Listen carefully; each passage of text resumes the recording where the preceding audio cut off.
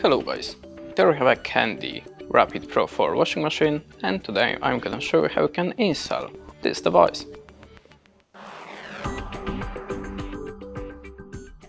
So, in the first step, just look for the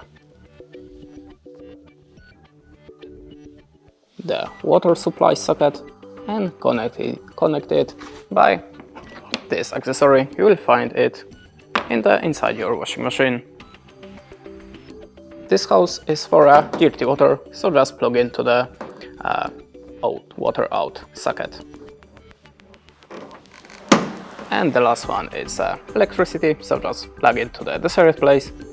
After that, you can start your washing machine. And basically, that's it. Thanks for watching, leave us a like or a comment, and goodbye.